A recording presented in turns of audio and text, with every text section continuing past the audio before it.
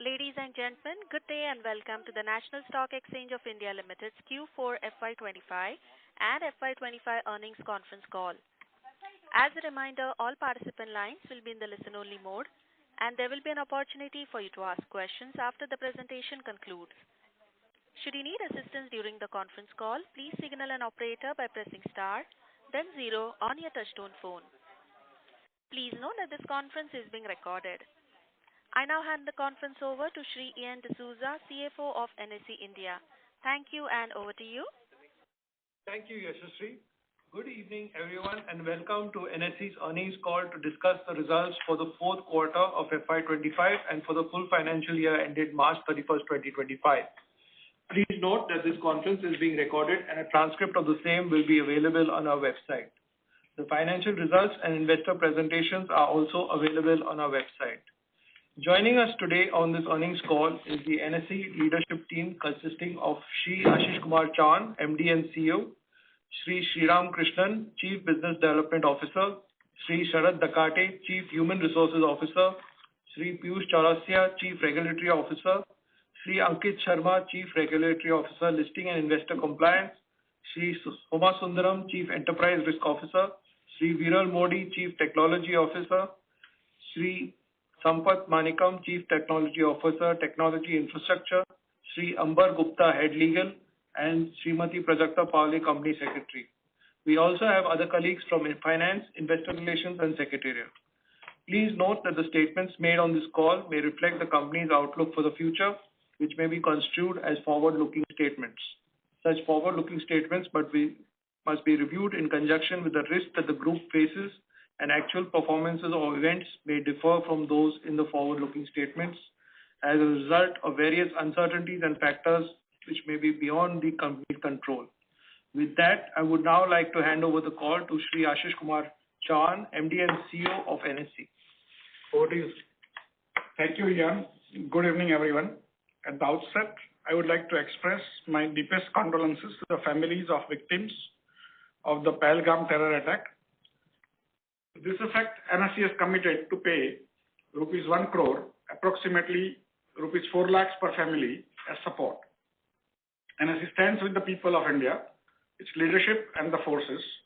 I would also like to congratulate and thank the Indian political leadership and armed forces for a befitting response to the perpetrators yesterday night. On the macroeconomic front, the second advance estimate pegs financial year 25 GDP growth at 6.5%, reaffirming India's position among the fastest growing major economies. With a resilient economic outlook and a supportive policy environment, India is well positioned to further cement its status as one of the world's most attractive investment destinations. A softening interest rate environment is expected to facilitate private investment, while continued infrastructure push by government, balanced with social welfare priorities, should sustain the broader investment cycle. The RBI, in line with this outlook, has projected the GDP growth rate for financial year 26 at 6.5%, coinciding with the second advance estimate for financial year 25. Global equity markets began 2025 on a strong footing, but faced heightened volatility in the latter half of the quarter, weighed down by U.S. tariff announcements and resulting concerns over the global growth outlook. Indian markets ended the fiscal year with a positive returns for the second year in a row. As of March 31, 25, the Nifty 50 index has given an annualized return of over 10.7% in the last 10 years, surpassing the 7.6% return of the MSCI World Index and the 1.2% return of the MSCI Emerging Market Index. Globally, India, with a market capitalization of about $5 trillion, remains the fourth largest market in the world after the US, China, and Japan. On April 22nd, 25, we celebrated the 29th anniversary of Nifty 50 benchmark index. In the last 29 years, Nifty index has given a return of 8.5% on a CAGR basis in dollar terms, thereby outperforming both gold with 7.7% CAGR returns and S&P 500 with 7.6% CAGR returns in dollar terms. For the financial year ended March 31, 25, NSE continued to deliver strong financial performance. The Board of Directors of NSE has recommended a dividend of rupees 35 per share, 3,500% on face value of rupees 1 for the financial year ended March 31, 25, subject to approval of the shareholders at the ensuing annual general meeting. This includes a special one-time dividend of rupees 11.46 per equity share. Let me now highlight a few of the several milestones that NSE surpassed in financial year 24-25. The unique registered investor base on the NSE, directly investing through the exchange, grew by 2.1 crore or 21 million during the year, reaching 11.3 crore or 113 million as of March 2025. Over the past 5 years, our investor base has grown at an impressive annualized rate of 29%. Additionally, the total number of accounts registered with the exchange has exceeded 22 crores.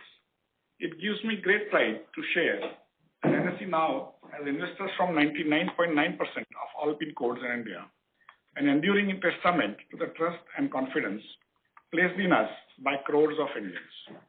Net investments by individuals in NSE's cash market segment in financial year 25 rose by 165% year-on-year to rupees 1.25 lakh crores or $14.9 billion.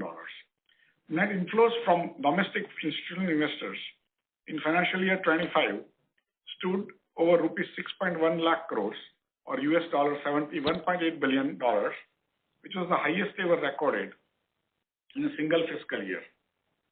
In financial year 25, NSE retained its position as the second largest equity exchange in terms of number of trades as per the World Federation of Exchanges statistics, the largest derivatives exchange in the world in terms of number of contracts traded for the 6th consecutive year as per Future Indices Association.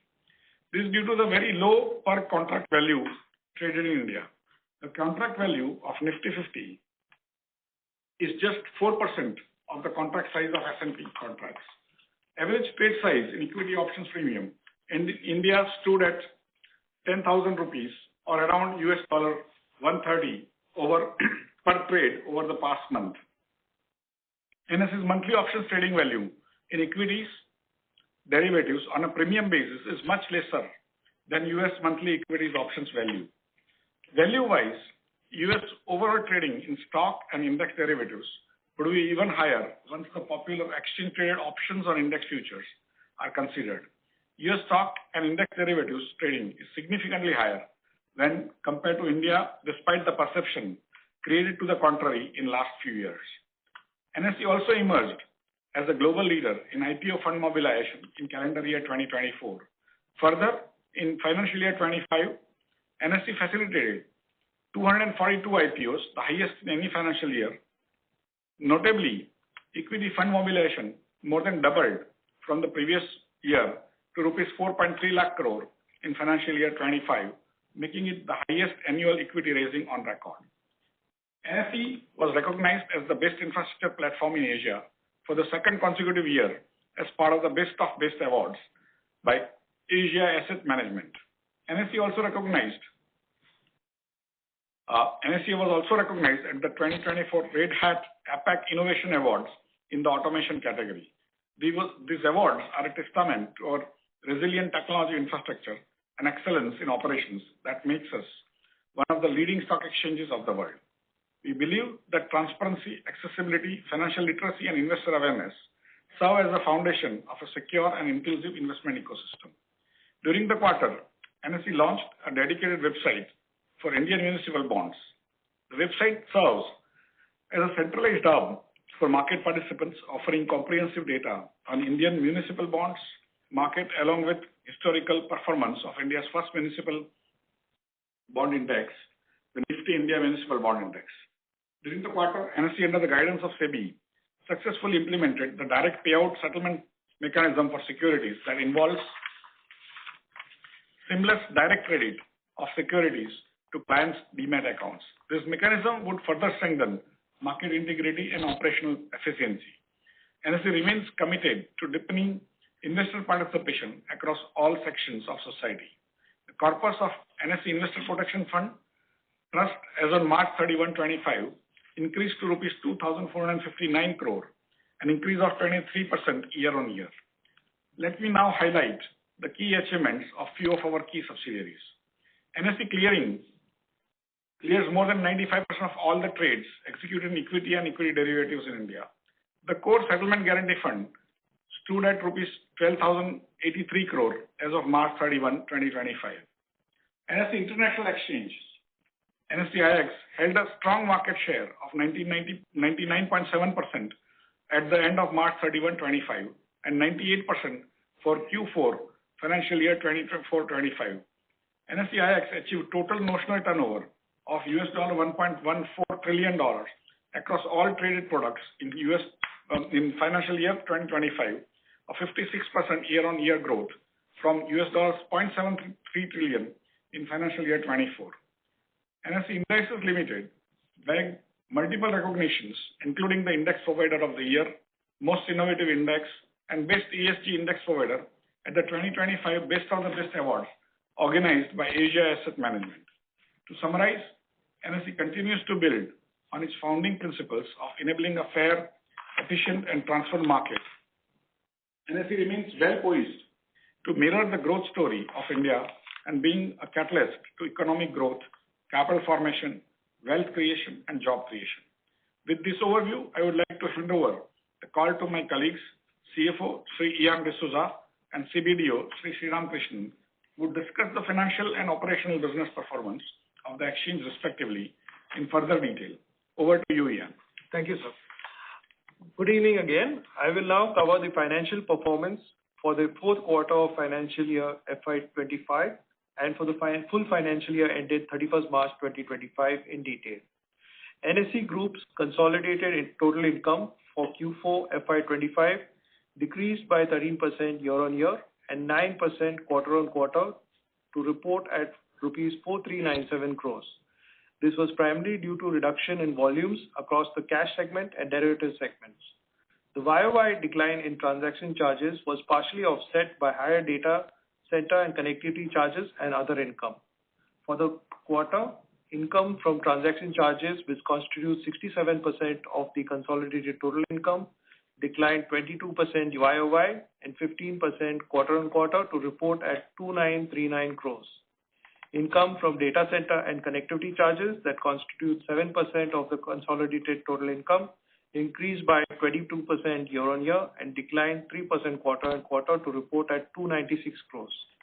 The operating investment income that constitutes 5% of consolidated total income declined by 40% YOY and 5% Q-on-Q to report at 209 crores on account of lower treasury income reported by our group company NSE Clearing on the back of lower floats. On a consolidated basis, the total expenditure in Q4 of FY25 declined by 34% YOY to report at 1124 crores, primarily on account of reduction in variable costs such as regulatory fees. Expenses related to regulatory fees declined 49% YOY and 36% Q-on-Q to report at rupees 154 crores. The contribution to core SGF in Q4 of FY25 was rupees 5 crores as against the rupees 68 crores in Q3 of FY25 and rupees 574 crores in the same quarter in the previous financial year FY24. NSE continues to invest in technology in order to maintain one of the robust and resilient state-of-the-art trading platforms in the world. In Q4 of FY25, spend towards technology expenses increased by 13% QOQ and 25% YOY to report at rupees 304 crores, and this constituted 27% of total expenditure. Employee cost sequentially grew by 2% quarter-on-quarter and by 40% YOY, largely on account of increase in headcount to strengthen our critical operations such as our technology and regulatory functions. On a consolidated basis, total expenditure in Q4 FY25 increased sequentially by 4%, primarily on account of year-end provisions for CSR expenditure of rupees 171 crores in Q4 FY25, and which was offset by lower regulatory fees and reduction in contribution to core SGF. The operating EBITDA in Q4 FY25 decreased 18% quarter-on-quarter and 8% YOY to report at rupees 2799 crores. We remain on track to divest our non-core businesses. During the quarter, we successfully divested our entire stake in NSE, which housed the digital examination business, resulting in a gain of rupees 227 crores on a pre-tax basis. If you recall, in the previous quarter, that is quarter 2, we had sold the technology business of NSE, including its subsidiaries CXIO Technologies and Aujaz Cybersecurity. With the current transaction, NSE ceases to be a subsidiary of NSE. During the quarter, we also divested a 4.21% stake in Power Exchange of India Limited to comply with regulatory requirements to bring our shareholding down to 25%.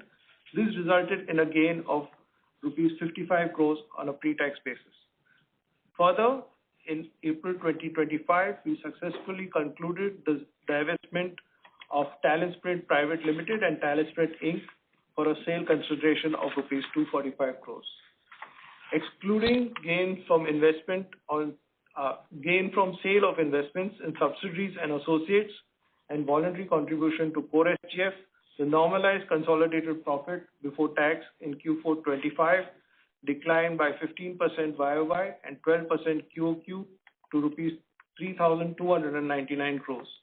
Profit after tax on a consolidated basis in Q4 FY25 increased by 7% YOY to report at rupees 2,650 crores. Earnings per share on a non-annualized basis in Q4 of FY25 was rupees 10.71 per share as against rupees 10.05 per share in Q4 of FY24. Now we come to the consolidated results for the full year FY25. For the financial year ended March 25, the group's total income on a consolidated basis increased 17% YOY to report at 19,177 crores. Excluding the gains from sale of investments in subsidiaries and associates, impact of payment of settlement fees and contribution to core SGF, the normalized consolidated profit before tax in FY25 increased by 17% YOY to rupees 14,895 crores. Net profit on a consolidated basis increased by 47% YOY to report at rupees 12,188 crores.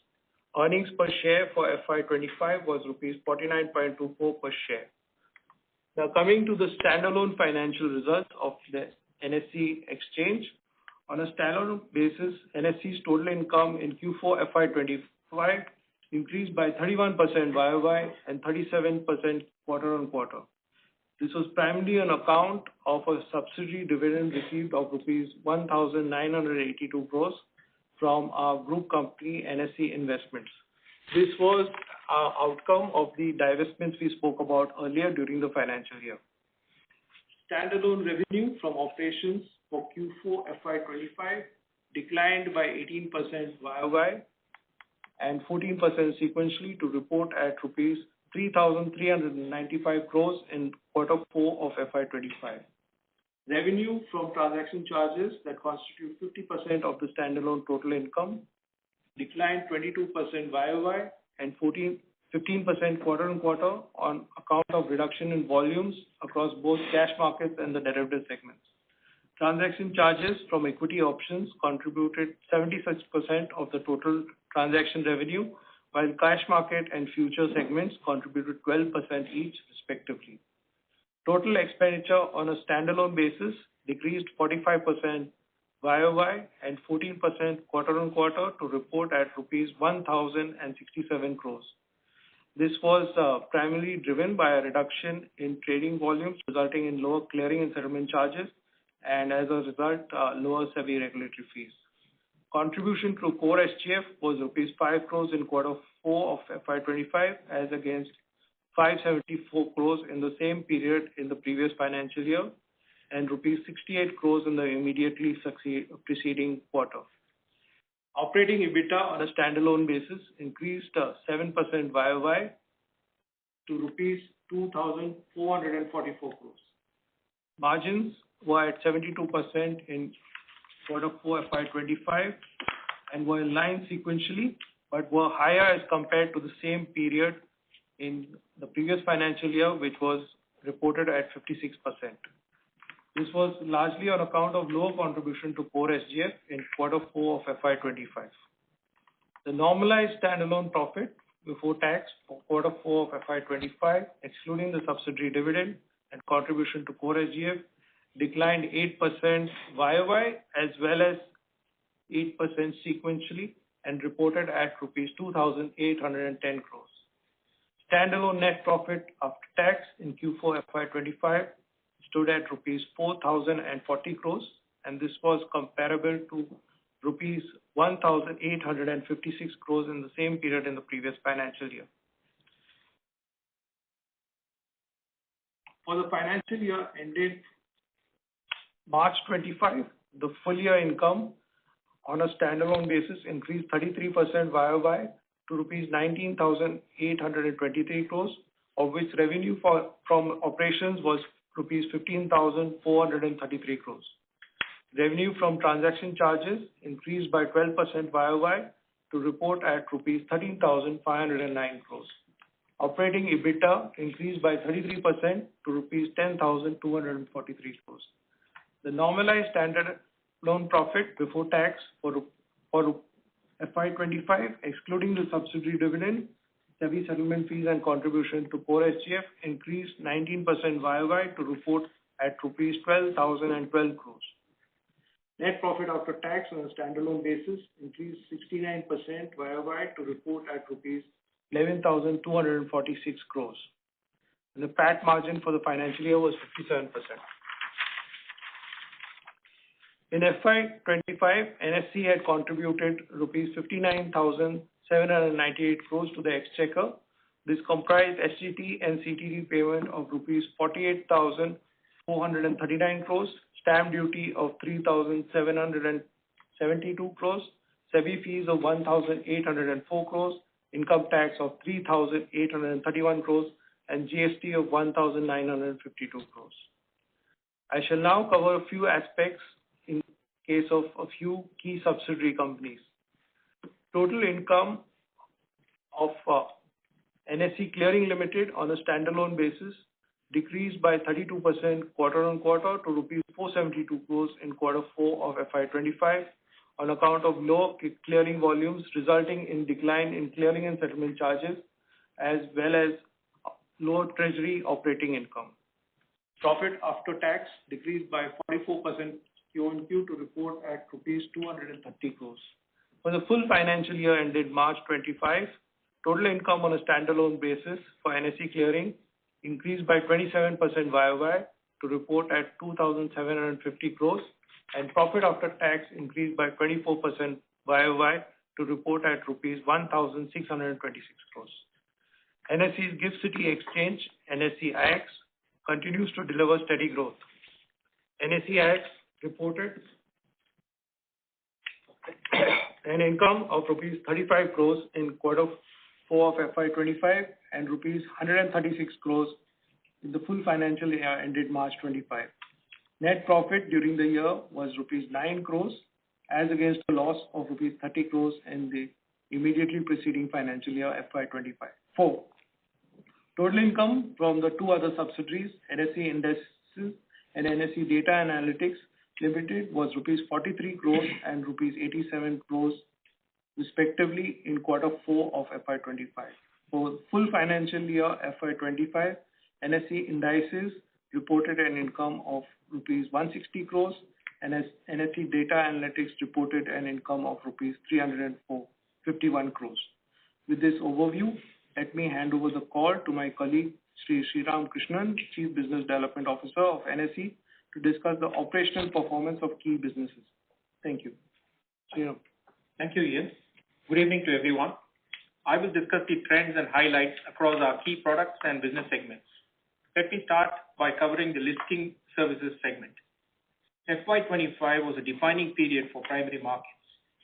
NSE solidified its role as the engine of capital formation, channeling household savings into productive investments. In the FY25 period, total funds worth rupees 18.7 lakh crores were mobilized by companies via equity, debt, and business trusts on the NSE platform.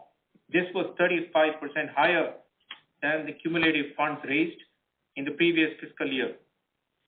In FY25, NSE facilitated 242 IPOs with total capital raising of over 1.7 lakh crores, the highest for any financial year. In FY25, a total of 79 companies cumulatively raised over rupees 1.63 lakh crores through IPO issuances on the main board. Average deal size for main board IPOs was close to rupees 2,057 crores in FY25, which is up 151% as compared to the 818 crores in FY24. Our SME platform, NSE Emerge, facilitated 163 companies to raise rupees 7,110 crores. As of March 31, 2025, the total number of companies listed on NSE Emerge stood at 610. Further, a total of rupees 14.18 lakh crores of funds were mobilized through debt instruments like CPs and NCDs in FY25, which is up 24% year on year as compared to rupees 11.42 lakh crores mobilized in FY24. Across product segments, NSE continues to maintain its leadership position. Our market share stands at 94.6% in the cash market, 99.85% in equity futures, and 81.2% in equity options. In debt secondary market trade execution and reporting, our market share is 95% in the RFQ segment, 88% in CBRICS, and 100% in tri-party repo. Now, in terms of trading activity, Q4 of FY25 witnessed a sequential decline in average daily turnover across cash, equity futures, and options, reflecting broader market moderation driven by persistent FPI outflows, elevated global volatility, and recent regulatory measures to enhance market integrity. In the cash market, average daily turnover during Q4 of FY25 stood at rupees 95,488 crores, marking an 8.3% decline compared to the previous quarter and a 13% decline versus the same quarter last year.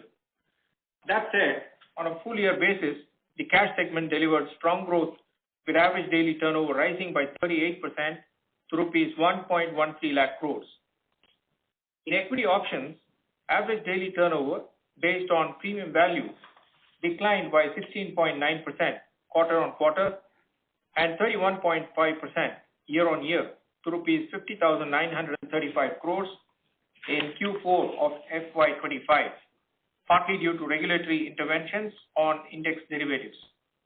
However, for the full year, the segment grew modestly with average daily premium turnover rising by 1.1% to rupees 62,449 crores. The average daily turnover in the equity futures segment also declined by 6.5% Q on Q and 9.2% year on year to rupees 1.61 lakh crores in Q4 of FY25. Notwithstanding the significant drop in the last quarter, average daily turnover in equity futures in FY25 expanded by a strong 38.7% to rupees 1.86 lakh crores. Our electronic bidding platform facilitated corporate bond issuances worth rupees 4.85 lakh crores in FY25, a 32% year-on-year increase, surpassing the industry average of 4.8% and increasing NSE's share in this segment to 51%. In commodity derivatives, our recently launched crude oil options contracts have gained strong market traction. The average daily traded quantity in Q4 of FY25 rose by 87% quarter-on-quarter to 12.7 million barrels, building a 43% increase over the previous quarter. For the full year, average traded quantity surged over 200% year-on-year to 7.7 million barrels.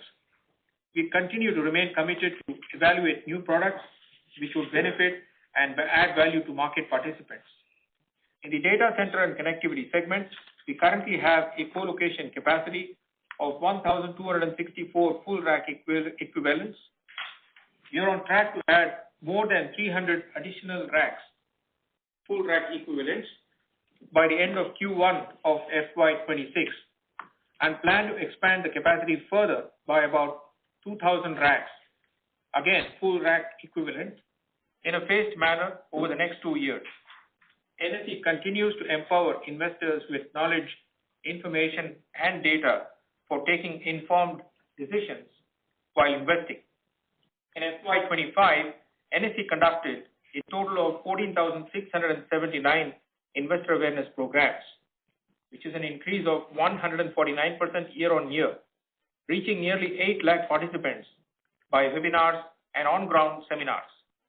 As part of the SEBI directive, we also initiated investor awareness programs for employees of India's top 50 listed companies by market capitalization.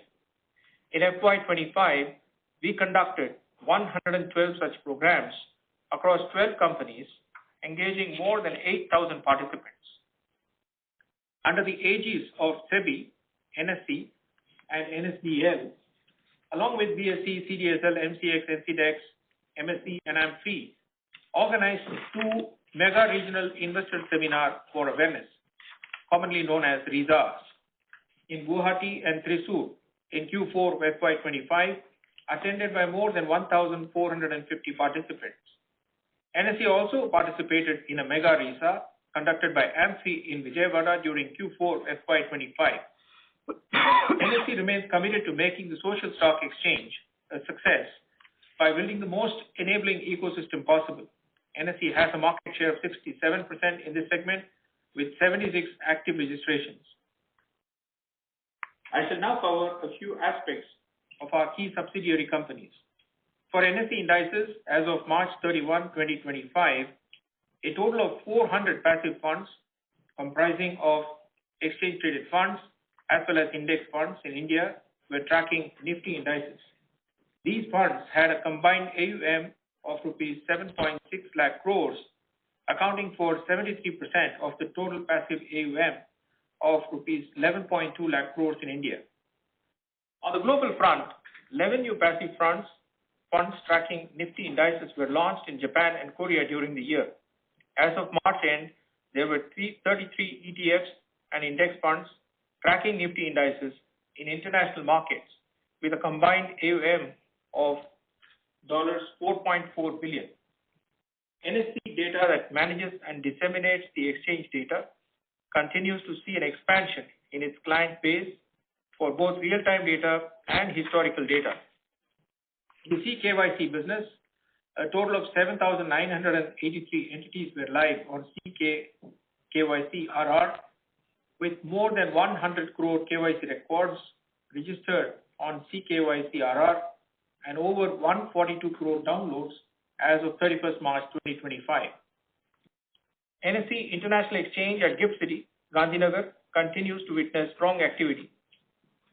As on 31st March 2025, total UCCs registered on NSE IX reached 65,159, marking a 19% increase quarter-on-quarter.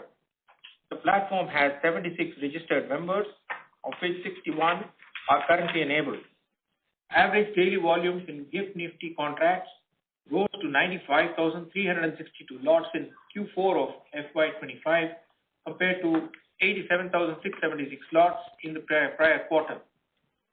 Average daily turnover increased to $4.23 billion from $4.16 billion in Q3.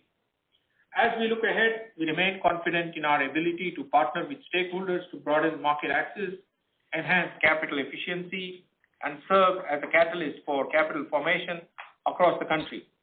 India has observed more than 11,800% growth in market capitalization in the last 30 years since NSE started operations. We have no doubt in our minds that the rapid growth of India was made possible due to this vibrant, fair, efficient, transparent, and orderly capital market infrastructure in the last 30 years after the setup of NSE. In the next 30 to 50 years, India will grow at an even faster pace, creating even larger wealth, and NSE will be the catalyst for this growth going forward. With this, let me now hand over the call to the operator for the Q&A session. Thank you very much. We will now begin the question and answer session. Anyone who wishes to ask a question may press star and 1 on their touchtone telephone. If you wish to remove yourself from the question queue, you may press star and 2. Participants are requested to use handsets while asking a question. Ladies and gentlemen, we will wait for a moment while the question queue assembles.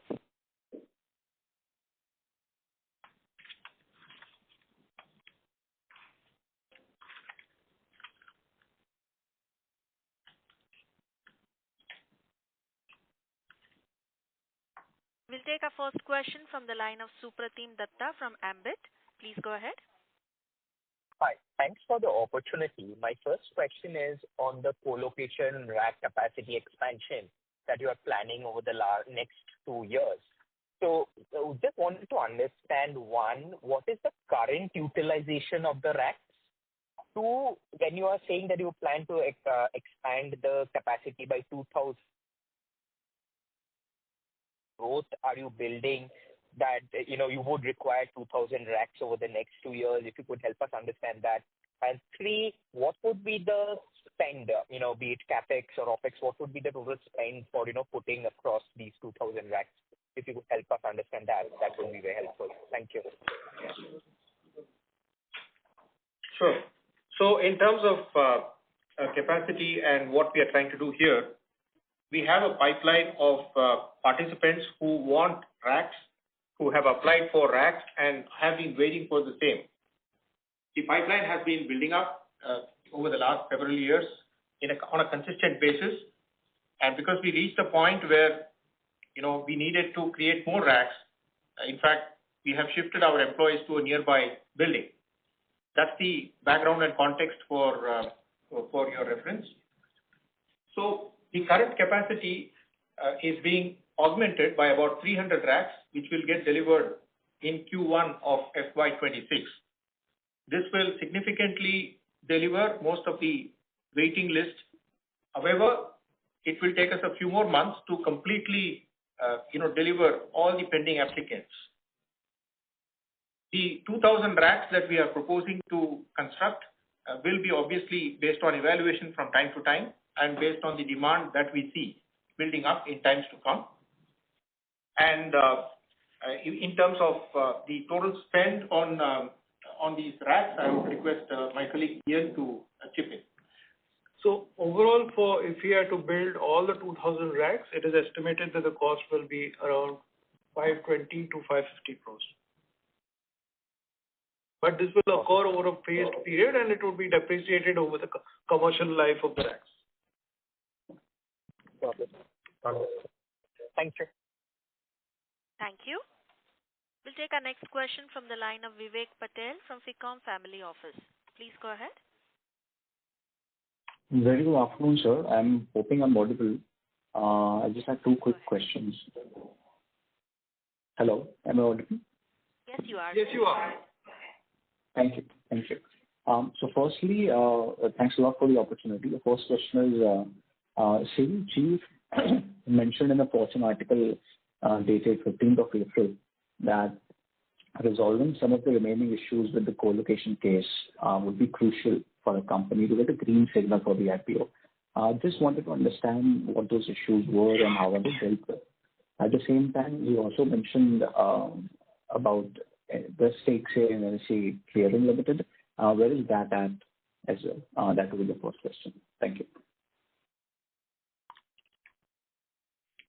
If your question is on the disinvestment of the clearing corporation, currently there are no SEBI regulations relating to that.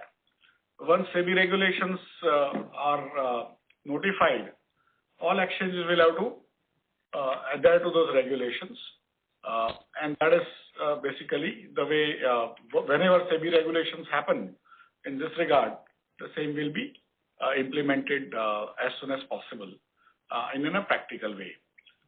In terms of the SEBI chairman's comments about things to be resolved, we had answered to SEBI about all the things that SEBI had raised in their letter to NSE in February 28, 2025.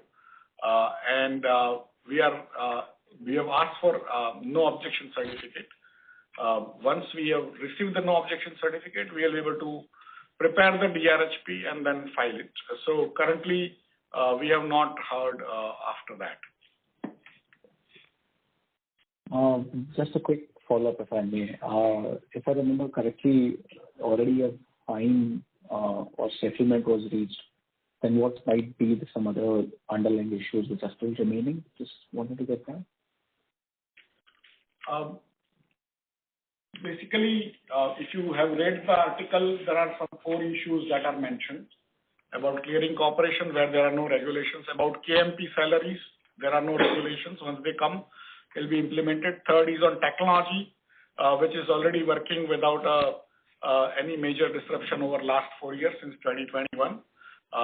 And clearing corporation disinvestment, again, the regulations have to be put in place. So broadly speaking, the overall, we have replied saying many of this will have to be disclosed in DRHP.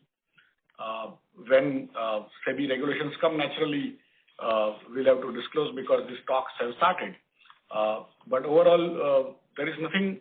Of course, the legal issues have to be resolved in some ways, which are in Supreme Court. That actually, again, is a two-way process between the two entities. And so, other than that, there are no large issues. At least I recall from the interviews the SEBI chairman has given in last few days. Well, thank you. Thanks for that answer. And lastly, just wanted to understand that would it be a fair understanding that the pie of the F&O business has probably shrunk over the last 6 months due to SEBI intervention, and at the same time the company is losing market share to the competitor? And how does the management look at this development, and what could be potentially be the steps taken to counter this? Basically, it's a fair comment from your side, and everyone has a right to have their own views. In some ways, SEBI's purpose of tightening regulations was to reduce the transactions by individuals into the derivatives market, which they thought is highly speculative, and a lot of people are losing money. And that's where basically their philosophy comes from. In terms of NSE losing market share is largely because we had 2 large indexes which were trading very heavily. One was NSE Nifty, which is currently also trading on a weekly basis, and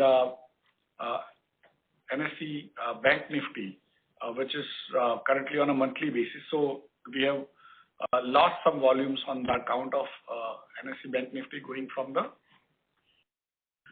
weekly to monthly, and that's where basically you can see some amount of market share being lost. But I think that that market share loss part has run its course now, given the fact that everything that had to happen has happened, hopefully. And so unless the new other measures come that specifically target only NSE, we seem to believe that this is pretty much what has been seen as the sort of the market share. So the market share of NSE would be hovering about 80%. My request is let's not make this an interview with you. Let other people also start asking questions, and I'm sure other people will have similar questions. Thank you, sir. Thank you for that. Ladies and gentlemen, in order to ensure that management is able to answer queries from all participants, kindly restrict your questions to 2 at a time. You may join back the queue for follow-up questions. We'll take our next question from the line of Anushri from Alpha Invesco. Please go ahead. Hello, sir. Good evening. Am I audible? Yes, you are. Yeah. So just wanted to understand your views on dark pool trading. Will it be allowed in India since it is allowed and regulated in US and Europe? So that is my first question. So this is a general knowledge question, and I think it can be taken up separately. Currently, we are discussing NSE's quarterly results, so I think somewhere probably whenever we meet in other forum, we can discuss this. Okay. And second question is, my request is we'll take only one question per person. So you can come back in the queue in case time permits. We will take your question later on. Thank you. We'll take our next question from the line of Dharmil Shah from Dalmus Capital Management. Please go ahead. Hi. Thank you for taking my question. So firstly if status quo remains, how do you see market share in the index derivative segment for NSE? Because if we see last 13 quarters, our growth and premium turnover has been lower than what the industry has been growing at. So how do you see this saturating at what point do you think that our growth would match with the industry growth? Thank you for this question.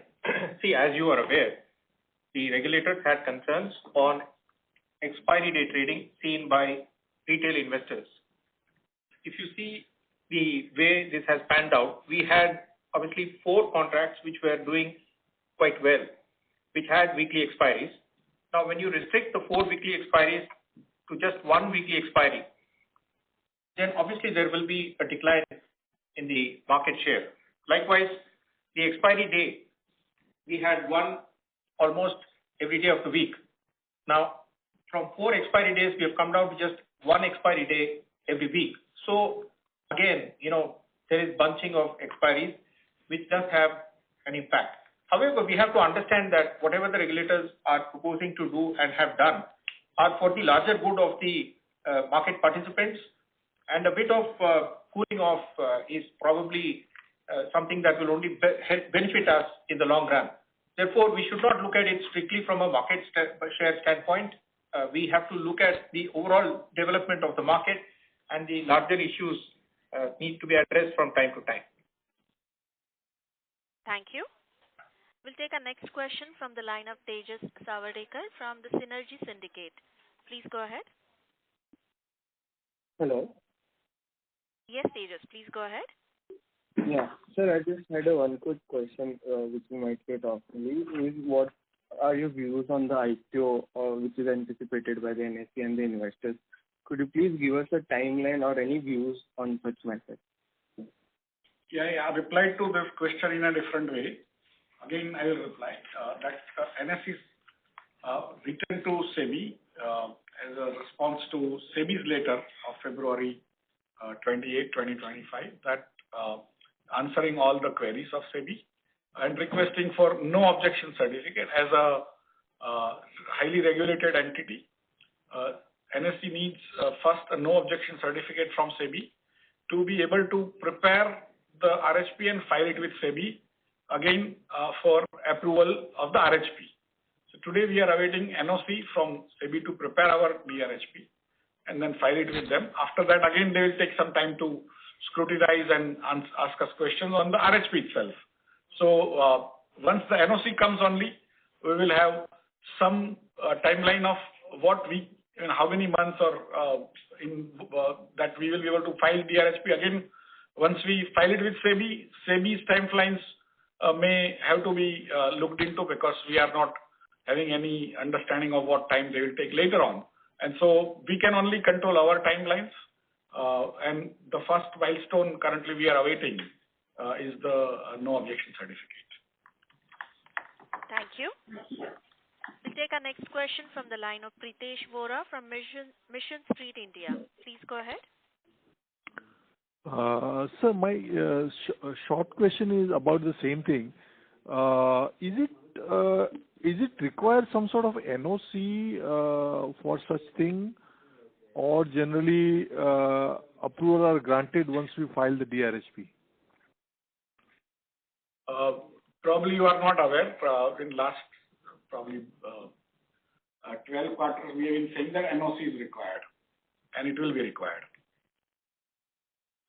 Thank you. We'll take our next question from the line of Jagannathan from Tech Pro Ventures LLP. Please go ahead.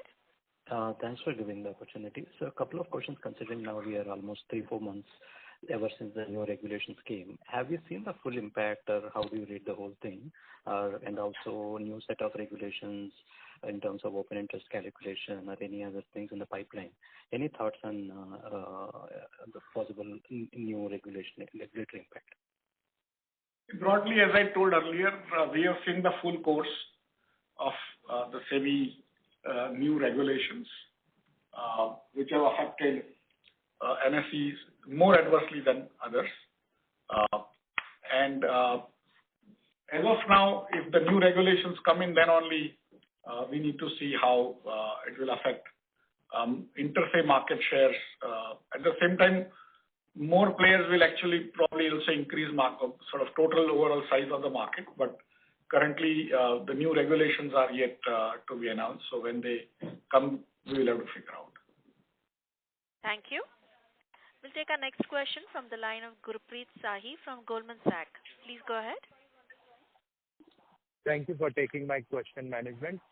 Just one very simple question on the common contract note that is supposed to be coming on board from 1st of July. How does the management see any market share impact from or the institutional investors adopting it and giving a bit more trading to BSE? What are our views? It's again a broker-related activity. It's nothing to do with the exchanges. In terms of exchanges facilitate, but brokers have to implement. It is for ensuring that their final customers, 11,900 odd FPIs, will be able to receive the way the brokers give it, and the custodians also have to get it and do the settlement. So it's a more on the side of the brokers and custodians as well as the final FPIs and also domestic institutions. And it's more to do with their side of the operations rather than on the exchange. Thank you. We'll take our next question from the line of Rajit Agarwal from Nilgiri Investment Managers. Please go ahead. Good evening, sir. This is regarding the power derivatives. There was a news item which said you had sought approval to start offering power derivatives as well. So is that correct? And how do you see that progressing? What could be the timelines around it? And will you be complementing IEX or other power exchanges? Any thoughts or any comments? Thank you for asking this question. See, electricity derivatives, which we are looking to launch, are at a nascent stage as far as the structure finalization is concerned. So we have just about started the process. We have the in-principle approval, and the terms of the contract are being still discussed with the regulators. There is a lot of capacity building that is required to be undertaken with respect to the launch of this product. As far as the product is concerned, in other countries, there are yearly contracts which are popular. However, in India, the regulators would like to introduce shorter tenors, possibly half-yearly or even monthly. So this is still being discussed and finalized. Once we have the details, we will be sharing the same and trying to help the market participants understand more of this product. But we have got the in-principle approval from SEBI, and IEX is basically a spot exchange for electricity, and there are other two exchanges in India for spot electricity. The futures part is being regulated and will be regulated by SEBI as per the understanding, and that's why it will be done on stock exchanges which are regulated by SEBI, whereas the spot exchange electricity are not regulated by SEBI. So that is the understanding many times people do not have. And so power derivatives on their own are amongst one of the largest markets in the world. And as and when they come into full form, they will be able to allow both the buyers and sellers and producers to hedge their requirements on an organized platform. We believe NSE has an advantage in this market due to its advanced technology compared to many other players, and also its preparedness, as well as a large pool of settlement guarantee fund and other things available, which we are required for the derivatives market of this type to function. Thank you. We'll take our next question from the line of Amit Chandra from HDFC Securities. Please go ahead.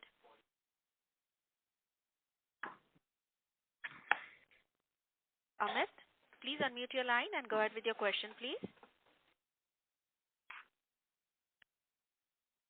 Since we can come back to Amit. Let's go to the next person in the queue. Next question is from the line of Ronil Dalal from Ficom Family Office. Please go ahead. Yeah, hi. Thank you for taking my question. Actually, I just had one feedback. Sir, that the first 36 minutes or so went in the opening comments. So then there's a little bit less time left for questions. So I'd request you to make the call a bit longer for the next time. I had a few questions. They have already been answered. Thank you very much. Thank you. Your feedback is taken in a constructive way, and we will try to reduce the initial discussions. Given the fact that you asked second time, there are not many people asking questions either. So that is also a comment in general. Thank you. So I think we'll take a last question, Yashasri. Sure, sir. We'll take a last question from the line of Supratim Datta from Ambit. Please go ahead. Hi, sir. I had one follow-up question. So on the new derivative regulations, a paper which came, I think, around 2 months back, there were gross limits and net position limits which were mentioned. Now, that you have had 1 or 2 months to look at that, look at how gross position limits currently are playing out. Could you give us some sense that, if similar kind of limits are applied, then, what could be the volume impact, or what proportion of your, client base could be impacted? Some color around that would be very helpful. No, broadly speaking, those regulations are yet being formed. There are consultative papers issued. SEBI has received the feedback, and they are discussing those issues with market participants to understand their feedback and all. And in some ways, the trading volumes are slightly different from the limits on the settlement side, clearing on the open position side. At the same time, they have an impact which may not be direct, but in some way a function of the open positions that are available. But that doesn't mean that if they are allowed to, a lot of open position is allowed, you will have too much of volumes, or some amount of less open positions allowed, there is going to be less volumes. These are not directly connected, although they may impact the clearing and settlement activities, and therefore the clearing activities, revenues and all. But overall, the direct connect is quite kind of not there. At the same time, they are both connected in some ways, in some sort of function. It remains to be seen how the new regulations actually are approved by SEBI, announced, and then how they are implemented market-wide. Thank you, sir. I would now like to hand the conference over to Shri Ian D'Souza for closing comments. Over to you, sir. Thank you, everyone, for participating in our call today, and look forward to seeing you next quarter. Have a good evening. Thank you. On behalf of National Stock Exchange of India Limited, that concludes this conference. Thank you for joining us, and you may now disconnect your lines.